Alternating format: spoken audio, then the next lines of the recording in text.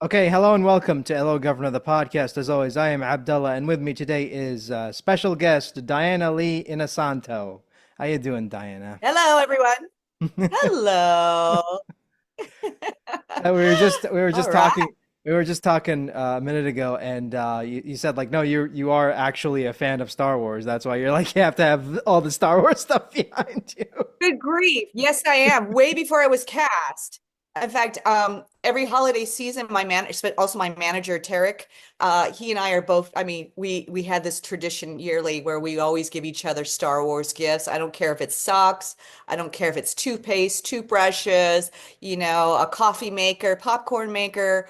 We are in. And so this, so like when he had called me initially and said, I think you're going to be auditioning maybe for something in the Star Wars universe. I said, get out of here. You're joking. You're just pulling my leg, And he goes, no, no, no, no, no, seriously. But we'll get into that more. But yeah, so I am a serious Star Wars fan for sure. Okay, what is the weirdest piece of Star Wars merch you've ever owned? Ooh, oh my gosh. That's hard to say. That's hard to say. Um, well, Baby Yoda soaps. No, is that weird? No, but that could be. I think the socks are cool. Uh, had like a popcorn maker, you know. What else? Cutting board, Star Wars cutting board. Yeah, I'm trying to think. I should know this more, but that's a great question. Now I'm gonna have to ponder this because I've been given so many cool things. So yeah. And then of course it's always weird, like when I see merchandise that's made in the image of Morgan Elsbeth, that is really wild still, from Legos to Funko Pops to the Black Series to the Kenner and the two versions of Morgan Elsbeth. So that really blows me away. And then now they have the life-size Morgan Elsbeth things that you can stand in your house or whatever. So yeah, so that's weird to me, but Got, it's fun. gotta make room for that eventually. Yeah. Oh yeah, I already had. There's people keep giving me things. I love it. They're just so sweet. So all right. So, like, when you got the call to, when your manager called you and said, like, you were part of Star Wars, what was your first reaction to that? Where you're like, get out of here. No, no way. No way. Me to audition or when I got the role? When you got the Because when I role, when you got the role, you're like, yeah, I you're. I literally cried.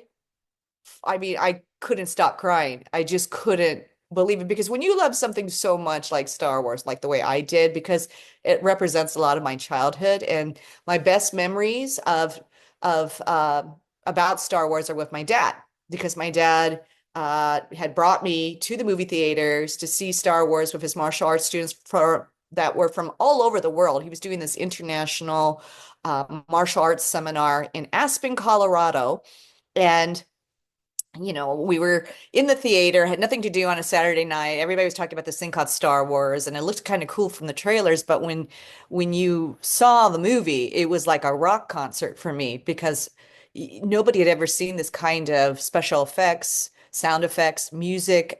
It just blew everybody's minds away. But what I love the most is my dad's like, after we saw the movie, he goes, "My gosh, can you imagine if you had two lightsabers and you could do a fight scene like that?" And he started like, he had these Filipino martial arts sticks and he's kind of twirling them around. And he goes, it would be amazing. And so months down the road, as we got near Christmas time, somehow he purchased these plastic, cheap lightsabers, the ones that kind of, just pull out. And he would train me in martial arts with these plastic lightsabers. And it was just a cool memory, and it's just incredible that down the road, decades down the road, I would be doing a fight scene with Rosario Dawson. And I remember we were on the bridge with Dave Filoni directing, and George Lucas was there watching. Kathleen Kennedy was there, Doug Chang, and of course, Jon Favreau, who was overseeing the whole, cast and crew, because it was Mandalorian, the Jedi episode of season 2, episode 5. And I'm just going, there's Rosario playing Ahsoka with these two lightsabers, and I'm ready to go to combat with her with my Beskar spear. It was weird in a way that fate would have me on this path. And yeah, so that's why. Because I know that from listening to previous interviews that you've done, you said that it was difficult for you to do that scene because of the costume wasn't was Oh kind of my gosh. restricting. So Yeah, yeah, the costume, bless Shauna Tropic, because she was our costume designer and her team worked so hard on my costume because the bottom part was a hakama. But they what they did to do a twist on it, they doubled or tripled up the fabric. So it was really heavy. And then I'm kind of short compared to Rosario, so they had to put me in 2-inch lifts and 2-inch high heel boots, combative boots. So I felt like I'm doing this balancing act, and then the costume and the wig alone. So I think I brought a weigh machine. I mean, one of those the scales, right, to weigh myself. And I'm like, oh my gosh, I'm fighting with a good additional 5 pounds on me. So yeah, it was quite cumbersome. But I is from my former years as being a stunt woman, you just kind of deal with it and you go with the flow and you kind of just adapt. But yeah, it was a lot to fight in that costume. But that tends to be the case anyhow. Anytime you're doing any kind of stunts or fight scene in a costume, there's always something cumbersome about the costumes. But it was an honor to wear that costume. and then when you did Ahsoka, you're like, okay, now you got to do the same thing but with contacts, and that's even more of a pain. Yeah, no, listen, this is where Rosario Dawson is a black belt in contacts because I realized when I had to wear my contacts when by the time we just did the Ahsoka series and I had to do that final episode, I was thinking this whole time like, oh my gosh, Rosario has had to learn how to wear these contacts and had to fight in these things. It is not easy. And a couple times we had some bumps and I at one time I bumped her in the nose and I was like terrified, like, oh, please don't, please. Did I hurt her? Did I break skin? And she was fine, but it is a lot to deal with because when you wear the contacts, it literally, especially with mine, I can't talk for Rosario's, but it literally shuts out, I would say 40 to 50% of the radius of all this peripheral information. And especially if you're doing a back turn or a back spin, your sight is not catching it like a normal sight is. So yeah, it was quite taxing, but we got through it. And how long does it usually take you like how long did those scenes take to choreograph and then finished in? Like how long was the So average shoot? so you're talking Mandalorian or Ahsoka? Ahsoka. So on Ahsoka, the good thing is they this time compared to when we did The Mandalorian, which that was almost like a 17-hour day because we had to get it in one day. But with Ahsoka, we had more time to prep because we had several, episodes. So, um, but I would say I had slowly because they were still kind of me and Q was still putting together the fight scene with her team and still exploring and making adjustments. But it took, I would say, about a month for us to kind of slowly get the choreography and to work it. And it was a different, for me as a martial artist, thank goodness, because of my dad, I had martial wushu training. So it's working different muscles. And so kind of challenging for me because I hadn't done wushu in many years since my years when I was on Buffy the Vampire Slayer as a stunt woman. But we got through it. And I would say to do that fight scene, because there's the lower, just the dungeon, kind of like in the dungeon, and then there's the exterior outside scene. I would say if you collectively put it together, probably about 6 days to do that fight scene. It took a long time with one day break in between, I believe. Wow, that's insane. Yeah, and the hours I would say on average was 12, 15 hours. We were exhausted. And people don't know this when you do a fight scene or any kind of stunts, but particularly a fight scene that's long and involved. I want you to understand it's kind of like being a football team. So this is where your stunt people are important. Like our doubles were amazing because you have to take a break. Your body can't keep going hour after hour and hour, and your muscles get cold. So it's a team sport when you're doing these kinds of stunts. They really are. And what was it like, seeing the finished product for the first time?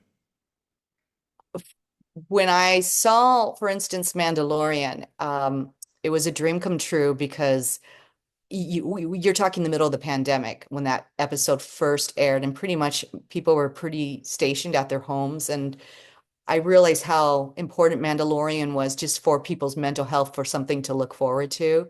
So for instance, when the Jedi episode came out, I I was so happy to see how it came together. And Dave Filoni did an amazing job of really bringing in that Kurosawa kind of feeling and that kind of, very careful approach.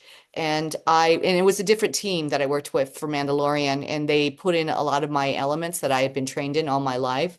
And then I also was allowed to improvise, and I'm surprised that they put a lot of my improvisation um, into the Mandalorian episode. The Jedi episode on the Mandalorian. On Ahsoka, I was just thrilled for everybody's fight scenes because they're all unique. They have their own unique fingerprint. And and Rosario, who's always an athlete, really got in exceptional shape for Ahsoka. And so just she was incredible. Me, I was working with a couple of energies, but we got through it. And yeah, I'm pretty happy. They're both just very unique. What was it like, getting having been told like you were going from this one shot character to what is essentially like one of the main villains in an entire new series. Like, what was that experience like? Oh, let me tell you, it's an honor. Because you have to remember when I was first cast, I didn't know anything about what they had in mind for me other than it sounded like they needed somebody that was authentically a martial artist that could hopefully act. And it was Dave Filoni that ended up discovering me through Google, of all things. And he discovered the trailer to an indie film I did. So to go from pretty much a late bloomer as an actress to this incredible mapped out character was honestly stunning for me. And Dave Filoni, Jon Favreau have forever changed my life. To have their faith in me and for them to give me feedback and encouragement and love. I mean, I can't tell you how many times on the set I'm with Jon Favreau, who's already one of my heroes as an indie because he started off as kind of an actor turned indie filmmaker, and like when he did Swingers and then grew from there. And so he was always one of my heroes. And I remember just tearing up in front of him several times because I just could not believe this was happening for me. And I thought, oh my God, they're going to find out I'm truly in real life also a real fan. So am I going to keep my job or going to think I'm, geeky here? But I realized everybody at Lucasfilm is a complete geek, nerd fan, and we love what we do. And it's great to have this extraordinary family that you will never forget. I always call them my Ohana, and I just what can I say to the world other than it's just incredible that they've given me this gift and this very well mapped character who also I was amazed that they did an animation on called Tales of the Empire. And I remember Dave Filoni was sharing with me that they were working on an animation, but I didn't know what that meant. And he hinted to me about Morgan would be in it, but I didn't know that they were going to dedicate 3 hours to understanding Morgan Elsbeth's background and her history on Dathomir as a Night Sister, and all the way up to, when she meets Thrawn, and all the way up to connecting it transitionally to the Mandalorian episode from season 2 of the Jedi. Speaking of Tales of the Empire, that actually is really interesting because it, like you said, it gives us a glimpse of why Morgan is the way she is. It's the origin story, and I Yeah. especially remember the opening. Someone pointed out like the opening with Grievous murdering the Night Sisters was really dark because it's like this is one of the only times you hear him be threatening because he's usually kind of a Yeah. joke character. And there is that one scene where he meets up with one of them and he's like, "Run," and it's like really Yes. intense. Lena, yeah, it really was intense considering from the earlier iterations of that character with Ewan, right? And yeah, it's very dark. And I remember sitting with the Lucasfilm animation team and watching this. I'm like, wow, this is just extraordinarily powerful and dark, yet you understand why Morgan becomes this character. I mean, it's horrible. You're watching your people being massacred and um, you know, and also too, a lot of people don't know that I also did the voice of Morgan Elsbeth's mother, who has the fight scene with Grievous. So yeah, it's quite extraordinary. And I loved it by the time we get to, I believe it was episode 2, we have Morgan battling with Rook. So, and I also thought that was a really cool fight scene that the Lucasfilm animation team under the watch of Stuart Lee and Dave Filoni putting that out there. So yeah, I was pretty happy. We also see her interact with Thrawn, and I'm kind of wondering, and this is just you can answer this however you want, but do you believe that she joined up with Thrawn because she believed in his vision, or was she a victim of Thrawn's manipulation? Ooh, I had pondered that. And I don't know because originally when I was doing my scenes, I always assumed she was always wired a certain way and she's pretty observant of behavior and human beings. And that's why somebody like Thrawn would have been, that she would have caught his attention. Now I don't know. I don't. And trust me, along the way from the time I was on Mandalorian, I was always making new discoveries on Morgan's character. And I think too, maybe even the writing team was also going, still making discoveries about Morgan. So I don't know. That would be a Dave Filoni question for sure. Because that was the thing I was wondering about when I was watching Tales of the Empire. I'm like, wait a minute, is she like, does she truly believe in what Thrawn is selling her, or is she just a victim of manipulation? Because if you've read the Thrawn books or watched Rebels, you know he's a Yes, which I manipulate, have. he's a manipulative bastard. So Yeah, yeah, but she's a manipulator too. That was one of the first things I learned from Dave Filoni is that definitely she is also a manipulator, and she's had to learn to manipulate because that's how she's been able to survive all these years. So they have a lot in common in many ways. When I was first working on her character and doing the background work before I knew the extent of her background, I relied a lot on Timothy Zahn's books on Thrawn because I thought whoever is in the circle with Thrawn, they are going to be wired very much the same way to where Thrawn would bring them in to his team, you know. Yeah, and it's so funny. I met Timothy Zahn, by the way, who wrote a lot of the Thrawn books and who's the creator of Thrawn, right? And I'm always like dropping hints like, there needs to be a book on Morgan, and wouldn't that be nice, Timothy? I'm always hoping, God, I hope somebody writes something on Morgan, and Thrawn because they're an interesting team. what was it like working with I mean, I know you get this asked a lot, but it's kind of hard not to talk about him. Ray Stevenson, who unfortunately, Oh, passed away yes. not too long after Ahsoka was released, and man, Yeah. he was incredible. Like easily my favorite Yeah. character in that series. What was it like working with him? A lot of people. For a lot of people, yes.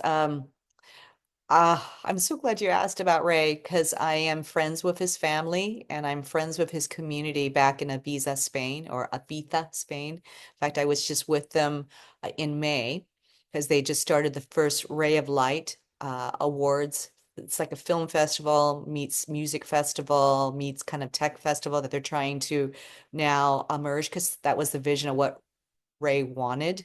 And so myself, Ivana Sakno, and Rosario Dawson have all been like there to be supportive of it. And we went there for the first kind of announcement, a party of it or celebration of it. And then just in May, I know Ivana and Rosario were filming, but I went there. And so you can feel Ray's spirit, his energy his creation just alive and well through his family and his community and all his associates that he's worked with since the days of Rome, I believe, because that's how I discovered Ray. And Ray is so talented. Um, when you do a scene with him, it's so easy now to really just dig in deep to the work of whatever our characters are calling for us to do. And my nickname for him always on the set was Poetry in Motion. And because he really was poetry and the way he delivered his lines, and he was always in the moment, and he always was just creating new choices that you go, wow, okay, I can go along on this ride to play against this. And I really feel in many ways, and I think Ivana would say the same thing, he upped all of our performances because he was just such an extraordinary talent that forever will be missed, you know. And he did great as I mean, he just Balin, what a great character. And what was your reaction to, you know, when you got on set and you saw the Night Sisters in costume for the first time? What was your Oh, reaction to that? right with Claudia and Geraldine and Jane. Oh my gosh, they looked magnificent. I remember Shauna Tropic was with them.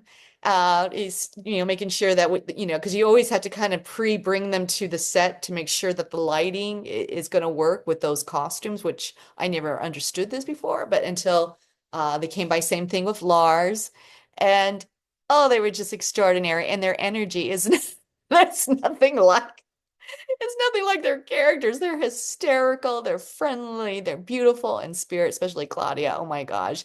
I could hang out with them all day long, and they looked fantastic. In some ways, I was kind of jealous of their costumes because it was much lighter in fabric, and I'm like, oh, well, that would be great to move around in. But yeah, they were fantastic. And what was it like, you know, working with Lars? Because, you know, he is Thrawn, and you were like one of the first people to work with him in live action. He's really funny character. And of course, just like Ray, I mean, this is a veteran actor who's done incredible work out there. And I loved my time with Lars. We bonded because, we would get really hungry on his set. We bonded over hot dogs, and Red Bull. And we talked all the time about the craft of acting. And he's just got such an extraordinary heart. And I loved the last time I was with him was at the Voices for Cancer last year for it was a sort of a Comic Con that benefited children who have cancer, and he's got just this great heart of gold, and he's just incredible. And what's fascinating too is both Ray and Lars are veterans of Lucasfilm animation, because they did a lot of voice work. So I completely had forgot about that or didn't know that until we talked about that. So I'm so glad they were both brought into the show in live action. And did you get a chance to meet David Tennant yet? I did. I love David. I didn't get to meet him on the set. I met him at New York Comic Con. Oh my gosh, he's such a kick in the pants. He's hysterical, funny. Yeah, I had a great time meeting him, and we quickly, did a cheesy smile as my husband Ron was taking photos of us, and I was just so happy to finally meet him because I love the way he did human. He was just amazing, and yeah, he's fantastic. And I mean, who wouldn't love David Tennant? And, I watched him when he was, Doctor Who. So it was a really great honor to meet him. And is there still anyone from the cast you've yet to meet? I'm trying to think because I believe I met pretty much everybody. Even, if like I remember, Anthony, I didn't meet him, well, Mr., our C3PO. I mean, he's a legend and he goes back to the original. So I finally recently met him in Amsterdam when we were doing another charity function, Comic-Con, in the name of Star Wars. And yeah, it was really fun to meet him. But yeah, I met everybody. So I feel very lucky that this happened for me. And do you have any funny stories during your time on filming? I have a lot of funny stories, but some I can't tell, but because then it would give out information. But I'm trying to think the best. the best memory, well, one of the funniest memories was when Lars is first getting introduced as Thrawn in live action, and the camera's rolling, sound, everybody, there's hundreds of people on the set. We're all ready, we're all in character. And he comes out.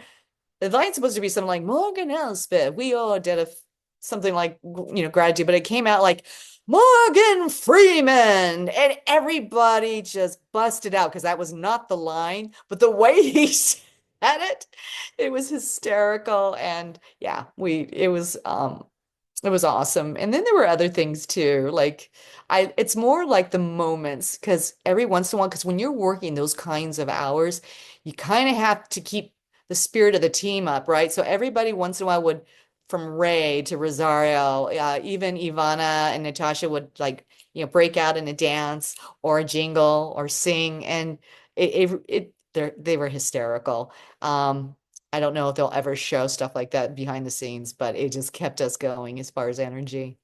I mean, there are some really interesting behind the scenes photos that got like released on social media, and I think my favorite one, I think my favorite one is Lars just sitting on his sitting in a chair with a cigarette in his hand. Yeah, everybody's been saying that because it totally breaks character, right? Yeah, there was some hysterical ones. I think I saw Hayden, like, playing around on a toy, what was it, the speeder? Yeah, there's some hysterical stuff. Did you meet Hayden Christensen though? I'm kind of wondering now. Speaking of Yeah. Oh, Hayden. yeah, yeah, yeah. I met Hayden shortly after the time I did Mandalorian in Chicago, actually, and we were both at C2E2. So I was introduced to him, and I love his managers. They're really sweet, and we ended up seeing each other again on for rehearsals for uh, Ahsoka and fittings or something. He's like, "You're gonna be in this," because he didn't know. I'm like, yes, So I adore Hayden's personality. He is such a gracious human being and he loves his fans. And so I've been at a few Comic Cons. Sometimes we never got a chance to see each other because everybody's working and we're trying to make time with our fans. But he really loves his fans. And yes, he is a gracious human being. So I love our Darth Vader, our Anakin. He's amazing. And speaking of conventions, like what was that experience like going from stunt woman to actress to oh yeah, now I gotta do all these cons because I'm in Star Wars. Yeah, I love it. So for me, I philosophically look at it as almost like the way musicians get to be with their fans and enjoy music. I feel it's an honor that we get to do this because what better way to say thank you to your fans when they come and see you and you get to talk everything Star Wars. And so I have always loved going to Comic Cons. It doesn't matter how big or small, I just love connecting with them. And I've connected with so many different communities from several generations of families that come together to people within the autism community because most people know I have an adult son with autism. It's just so many different groups come to me. So I like it. I love the privilege of being with the fans.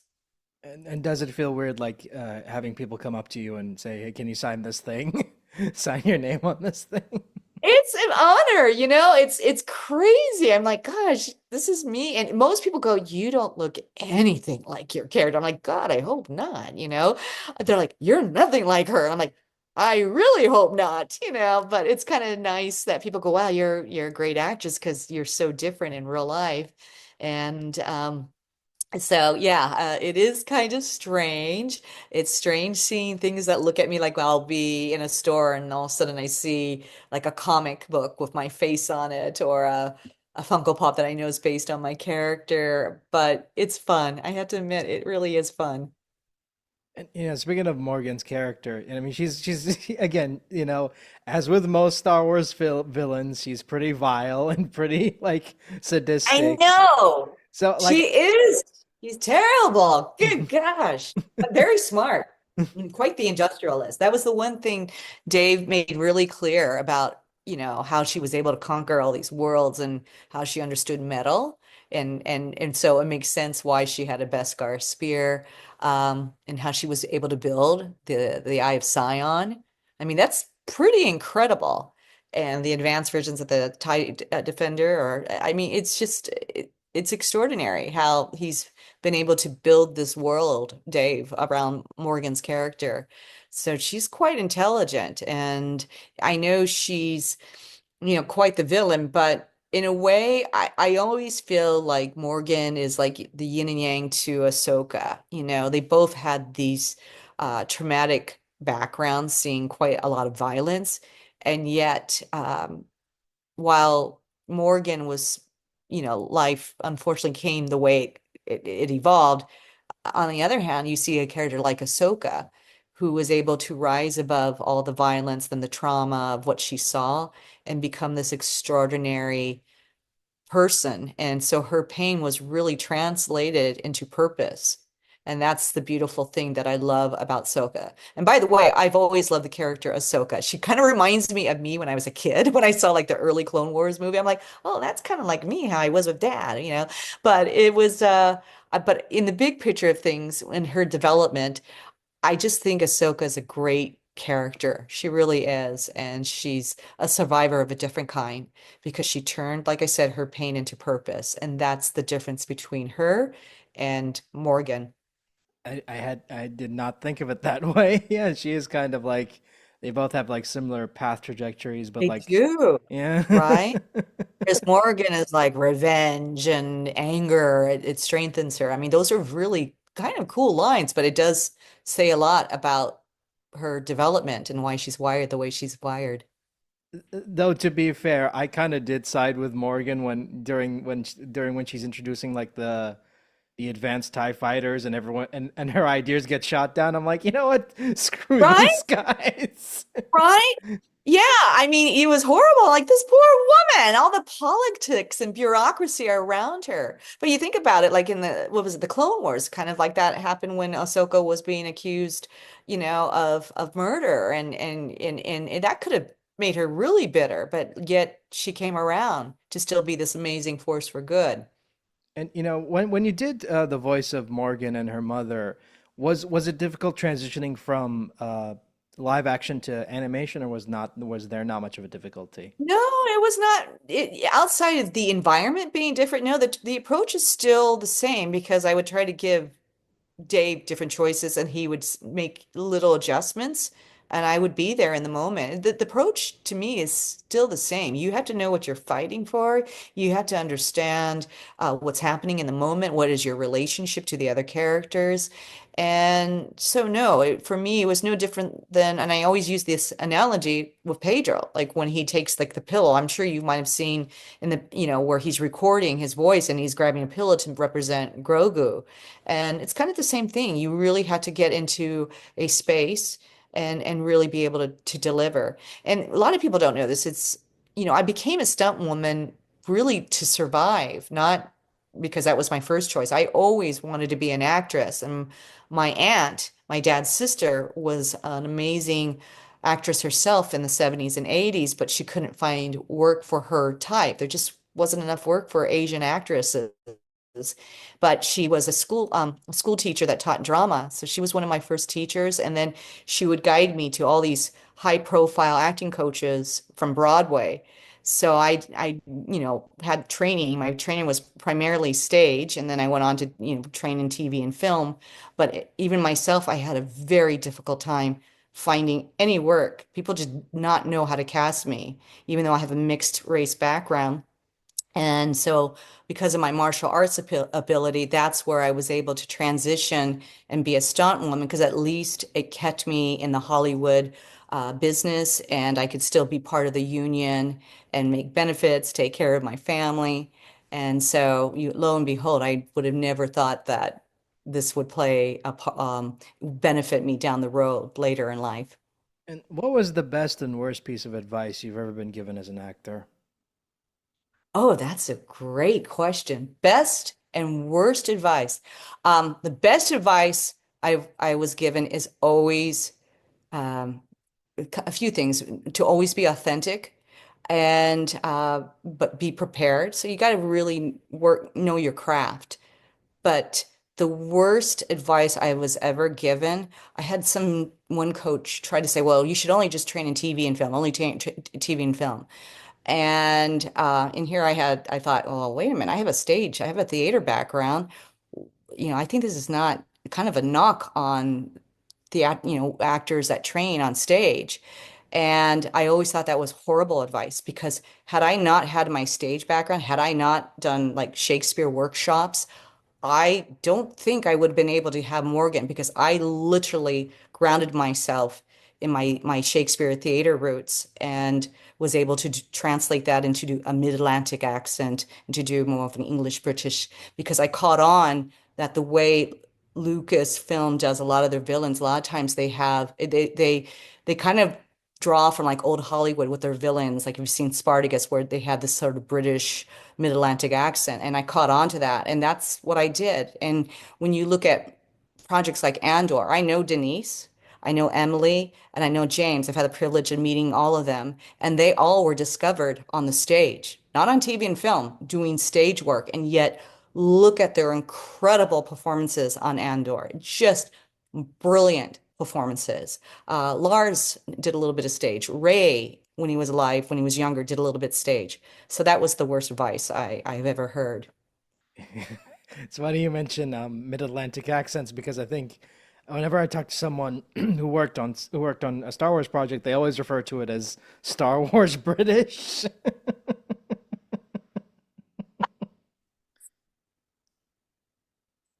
great. I'm going to use that. Star Wars British. And I'll start with James Earl Jones when he did Darth Vader. Yeah, because they're all like because they all have British accents. When you watch any Star Wars movie, they all have British accents, and I'm like, okay. Right.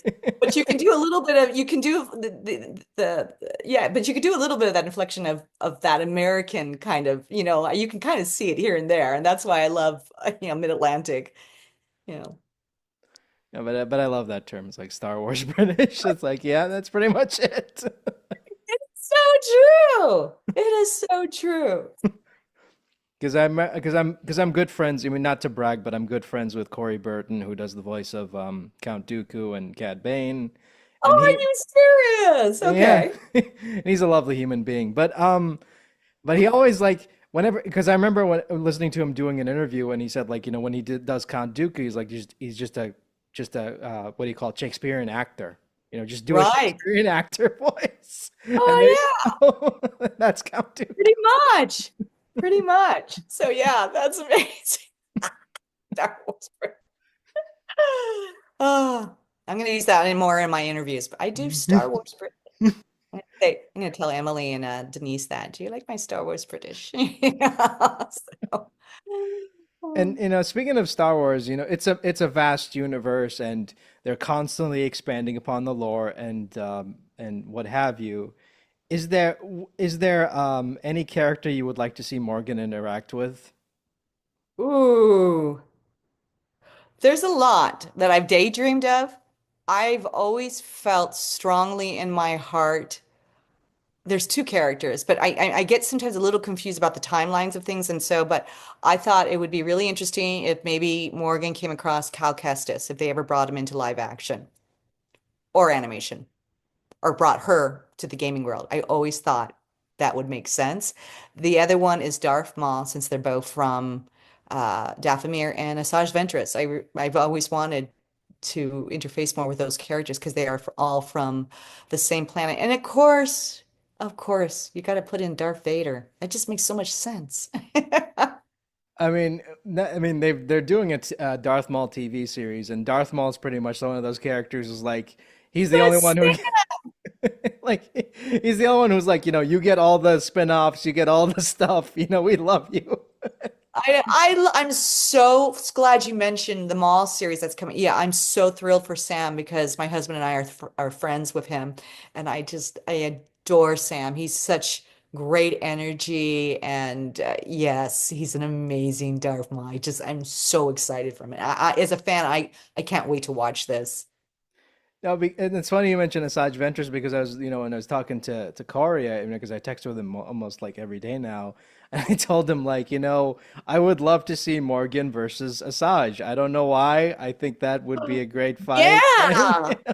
I Yeah, just, and but she would have been a teen, isn't it? That's an interesting thing. And because she would have been, it looks to me like she would have been younger than Asajj, but it would be interesting if they would have connected. And I don't know. Yeah, it would be great. It would be great. Lucasfilm gods, can you hear that? That would be awesome. So yeah, I think that would be extraordinary if that I happened mean, one day. we know from Tales of the Underworld that the Night Sisters can cheat death, so it's like, you Oh know. yeah, that's true. Yeah, but I don't know what the rules are for all of that. Can a night sister raise herself? Or does she need somebody else to raise? I don't know. I don't know how that works. So they sure as heck haven't told me. So I'm learning like everybody else. But I mean, look, I all I want to do is just like I just want to see Asajj kick Morgan's ass. That's all I want to see. That's it. I'm out of here. What? As far as I'm concerned, she should have done, where was she? Where was she for me? I don't know. I don't know. But no, I would love to just see some cool interaction, something like that. You know, fingers crossed. I don't know. And where would you like to see her character go from here? Because like again, it's an expanding universe, and they're Well, she's constantly adding to dead. them. Where would we go from there? Like alive, So, um, I don't know. To be honest with you, I like to go more in her past, you know, when she had to work for the Empire, you know. If I think that would be kind of fascinating, maybe, did she have to interact sometimes because she was in Thrawn's camp? Did she have to interact or see the Emperor, or did she have to see Darth Vader? I mean, that's what I would love to see, but who knows? I mean, going back to, I mean, it's funny you mentioned her being dead. I'm like, you know what? Going back to, and here's a funny little Corey Burton story, because originally, I don't know if you know, originally, Cad Bane was supposed to die at the end of the Clone Wars before that show got canceled, and they did Yeah. record an episode where he did die, and someone had asked him during recording, like, aren't you sad that they killed off Cad Bane? And the first thing Corey did, he turned to Dave and said, "A good villain never dies." Did he really? Yep. Oh, that's brilliant. Okay, well then I will have to remember that. And because I love listen, Dave is so great at creating characters, and yeah, I think she's fascinating what he's done with Morgan Elsbeth. And even like when she does the transition, you think about from Tales of the Empire to Mandalorian to Ahsoka. I mean, she's had different iterations, particularly with all the tattoo, makeup. I always thought that was really fascinating, and that there's a evolving transition with the magic. So who knows where Dave Filoni will go with Morgan Elsbeth? And look, I think that, I know a lot of people are like, "Oh, why didn't the Night Sisters just fight Ahsoka head on?" I'm like, "No, they need their champion, and they're like, Yeah, hey." Like, that was their champion. Can't discount the Dathomirian chick. She had to step up. Makes sense. Made sense to me at the time, but it's like, why didn't they just use their magic? It's like, but then if they used all up their magic fighting Ahsoka, and then Thrawn can't get can't get back home now, can he? true, true. So who knows? Yeah, who knows? But yeah, I heard that around a couple times. I'm like, I think they need to understand that she was just an incredible warrior, and maybe that wasn't their skill set. Last thing I wanted to ask was, what was the toughest stunt performance you ever had to do? Um, There was, it's a weird thing when you're a martial artist, and listen, I've been trained in all kinds and martial arts styles and systems, growing up because my dad's school was like a kind of like a buffet of different martial arts styles and systems. So you can imagine how I was ready to be able to do this as a stunt woman, but then sometimes when you are quote classified as a stunt woman, they expect you to do other things. So it was a little scary having to do high falls or low high falls, or to have somebody, tackle you off, a two-story, three-story platform, and you're having to have the faith to land appropriately. So I remember for Buffy the Vampire Slayer, we were doing this. How should I say? It was kind of like a presentation piece because at that time, uh, Buffy the Vampire Slayer had not been greenlit as a TV show. It was all based if this presentation worked with the powers that be, that would say yes, it's a thumbs up for her, for Buffy, and I had to do this kind of scary stunt where I get what they call bulldogged, and then literally I had to put my faith in the other stunt man, and then we're landing, and then I'm crashing through floors into a mat. And that is actually still up floating around on the internet. And it had a different Willow, actually, different actress that was thought about and considered for the role. So that scared me. That was the first one that scared me. But I've had other interesting stunts where I had to do an explosion when I was younger, working on what was it, Walker, Texas Ranger, and I was doubling Laura Lee Bell, and I was in a wedding dress. It was the wedding episode, and literally the explosion goes, and it's myself and I think five or six other stuntmen, and all of a sudden I can feel as I'm in the air, my dress starting to split open, and by the time we hit the ground, I'm like completely like exposed, and you could hear it in the air, just like my dress ripping off of me. So those are those moments that really just like I'm like, oh my God, this is mortifying. So it's more the mortification, you know. But they sewed me back in the dress. We did it again, and all was well. That's insane. Just having to jump out of a building. Just Yeah, like, it's yeah, insane. It's like, well, yeah, it is. no one I'm wants like, to. I'm an actress, but I'm doing stunts, just, over the weekend with my theater group, I was doing Shakespeare. And now I'm back here. So, No one wants to hire me for any role, so I guess I'll just get punched in the yeah, face for a yeah, living. I get punched. That's happened a few times. When I did my fight scene, both my husband and I, Ron Balicki, we worked with Tamora Morrison. That's how I met Tamora Morrison, way before he did Star Wars. And we were working on a lovely film called Barbed Wire. And so there's this fight scene with Ron and I with Tamora. And one time Tamora accidentally hit me in the face. He's like, "Ah!" you know. And then, I'm like, keep going, keep fighting, because you don't want to blow the shot. And I've been boxing and doing Thai boxing, so you once in a while you get hit, but yeah, he was like, oh my God, I'm mortified that I did that. Happens. It just happens. Well, as long as you didn't do it on purpose, then it's Yeah, fine. no, he's such a gentleman. But that's how we fell in love with Tamora, because he trained with my husband for about, I think it was like 5 or 6 months at my dad's academy for that fight scene. So, and I didn't even know I was going to be in it because it was actually supposed to be two guys that attacked Tamora. And they ended up one day, because Ron was trying to show the choreography to the producers with Tamora, and the other person was missing for some reason. So I was able to jump in and do the choreography, and the producers kind of huddled together like, I wonder, we should just change this to a woman and let Diana do it. And that's how I ended up coming into the Hollywood industry as a stunt woman, was Barbed Wire, and then later, like a month later, Buffy the Vampire Slayer, I believe it was. It's such a fun ride going from like Yeah, you never know. You know how they use the term threads of fate with the Night Sisters? In actuality, in real life, you just never know how the threads of fate work in our galaxy here on Earth. so and before we wrap this up, can you give us an update on what you're currently working on and where can people find you online? Oh, what am I currently working on? NDA, NDA, NDA. Okay, so I am working on a book. Can't tell you the other projects. I am hoping to direct a couple of projects, um, doing Comic Cons in between, trying to just, meet up with the fans when I can. And that's about it right now. So stay tuned, folks. You'll know.